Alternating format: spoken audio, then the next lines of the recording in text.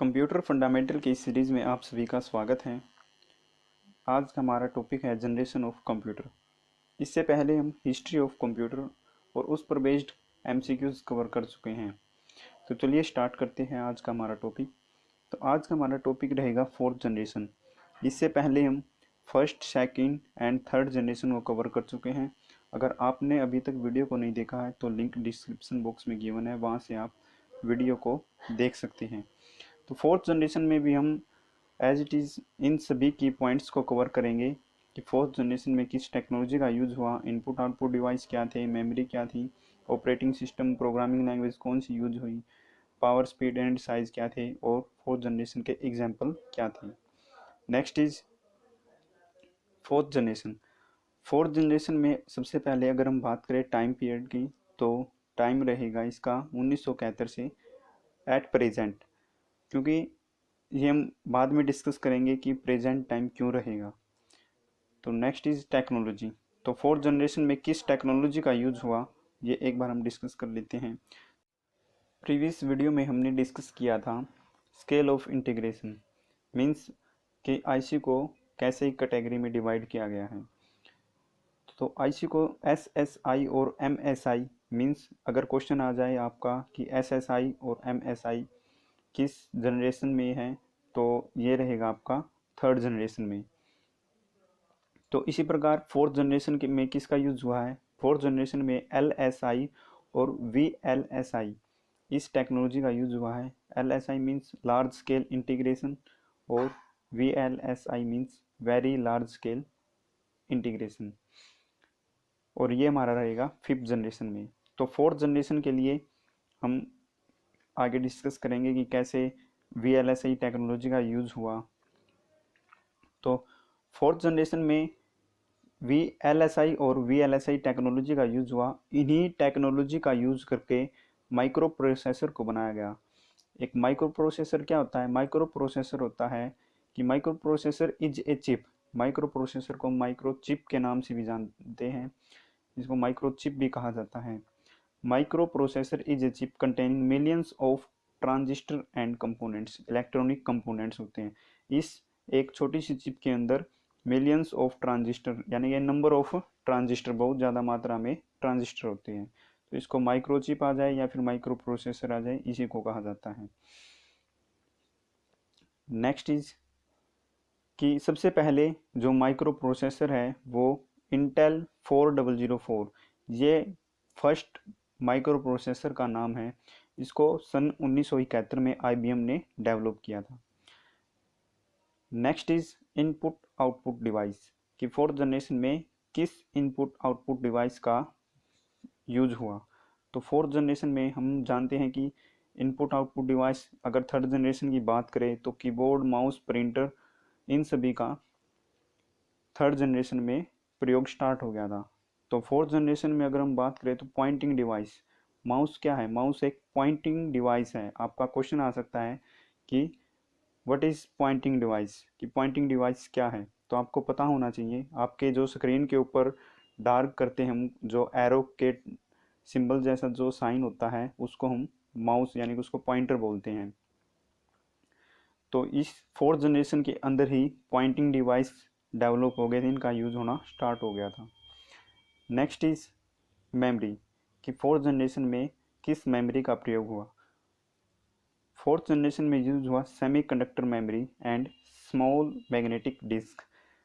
आपको पता है कि सेमीकंडक्टर मेमोरी का यूज हुआ, इसको हम as a primary memory use करते हैं। रैम, सेमीकंडक्टर मेमोरी होती है, जो रैम और रोम होती है उनको सेमीकंडक्टर मेमोरी बोलते हैं। और मैग्नेटिक डिस्क का स्मॉल मैग्नेटिक डिस्क मीन्स कि जो मैग्नेटिक डिस्क होती थी वो पहले लार्ज साइज होता था उनका और कैपेसिटी कम होती थी। अब उनका साइज कम हो गया और लार्जर कैपेसिटी हो गई, इसको as a secondary memory use किया गया। नेक्स्ट इज ऑपरेटिंग सिस्टम कि फोर्थ जनरेशन में किस ऑपरेटिंग सिस्टम का यूज हुआ। तो फोर्थ जनरेशन में एम एस डोज और एम एस विंडोज़ का यूज़ हुआ। आपको पता है कि हम विंडो का यूज एट प्रेजेंट टाइम में भी विंडोज़ का प्रयोग हुआ है। तो फोर्थ जनरेशन की जो टाइम पीरियड रहेगा वो 1971 से एट प्रेजेंट रहेगा।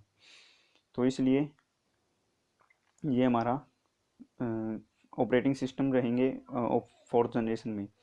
Next is programming language. Fourth generation में अगर हम प्रोग्रामिंग लैंग्वेज की बात करें तो फोर्थ जनरेशन में भी हाई लेवल लैंग्वेज का यूज़ हुआ, और इसके अंदर जो हाई लेवल लैंग्वेज रही वो रही आपकी फोर्ट्रन 77, पास्कल, C++, जावा, पाइथन, SQL और PERL। Next is speed and size. Fourth generation में अगर साइज की हम बात करें तो साइज रिड्यूस हो गया था, कम साइज हो गया था as compare to first, second and third generation. Speed की अगर हम बात करें तो फास्ट स्पीड हो गई थी, और इनकी स्पीड जो थी, जो कंप्यूटेशन टाइम था वो पिको सेकंड में हो गया था। नेक्स्ट इज एग्जाम्पल कि फोर्थ जनरेशन में किस किस फोर्थ जनरेशन में एग्जाम्पल कौन कौन से हैं, तो एक बार हम एग्जाम्पल को डिस्कस कर लेते हैं। तो सबसे पहले है कि फोर्थ जनरेशन में ही इन 1981 IBM introduce the first computer for home use, यानी कि हम कह सकते हैं कि पीसी का यूज़ जो हुआ है, जो डेवलप हुए हैं, वो इसी फोर्थ जनरेशन में ही पीसी का डेवलप होने शुरू हो गए थे, यूज़ होना शुरू हो गया था। इन 1984 एप्पल इंट्रोड्यूस दी मैग्नेटोस। यहाँ से आपका एक क्वेश्चन, ये इंपॉर्टेंट क्वेश्चन बन सकता है। मैग्नेटोस एप्पल ने इसको इंट्रोड्यूस किया था 1984 में। नेक्स्ट इज फोर्थ जनरेशन के ये सभी एग्जाम्पल चल रहे हैं। एग्जाम्पल है IBM 4341, DEC 10। नेक्स्ट इज, और जो फोर्थ जनरेशन के आपके एग्जाम्पल रहेंगे, ये जितने भी सुपर कंप्यूटर हैं, क्रे 1, क्रे XMP, स्टार 1000, ये आपके सभी फोर्थ जनरेशन के एग्जाम्पल रहेंगे। फोर्थ जनरेशन में टेक्नोलॉजी में यूज़ हुआ माइक्रो प्रोसेसर का। माइक्रो प्रोसेसर को डेवलप किया गया था LSI और VLSI का यूज़ करके। इनपुट आउटपुट, फोर्थ जनरेशन में कीबोर्ड, माउस, मॉनिटर, प्रिंटर, इन सभी इनपुट आउटपुट डिवाइसेस का यूज़ हुआ। माउस को हम बोलते हैं पॉइंटिंग डिवाइस। मेमोरी, मेमोरी में सेमीकंडक्टर मेमोरी में रैम रोम जो होती है वो सेमीकंडक्टर मेमोरी होती है। एंड सेकेंडरी स्टोरेज के लिए स्मॉल मैग्नेटिक डिस्क का प्रयोग किया गया, और प्राइमरी मेमोरी के लिए सेमीकंडक्टर मेमोरी का प्रयोग किया गया। ऑपरेटिंग सिस्टम में MS डोज और MS विंडोज़ का प्रयोग हुआ। हाई लेवल लैंग्वेज का प्रयोग हुआ प्रोग्रामिंग लैंग्वेज में। और फोर्थ जनरेशन की जो स्पीड है वो रही पिको सेकंड में।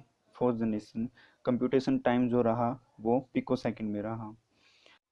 अगर आपने अभी तक हमारे चैनल को सब्सक्राइब नहीं किया है तो प्लीज़ चैनल को सब्सक्राइब कर लें, साथ में बेल आइकन को प्रेस कर लें, ताकि टाइम टू टाइम आपको न्यू नोटिफिकेशन मिलती रहे। वीडियो को ज़्यादा से ज़्यादा शेयर करें, साथ साथ में नोट्स बनाते रहें, और अपने फ्रेंड्स के साथ ज़रूर शेयर करें ताकि और किसी स्टूडेंट्स की हेल्प हो सके। मिलते हैं नेक्स्ट वीडियो में। Thank you.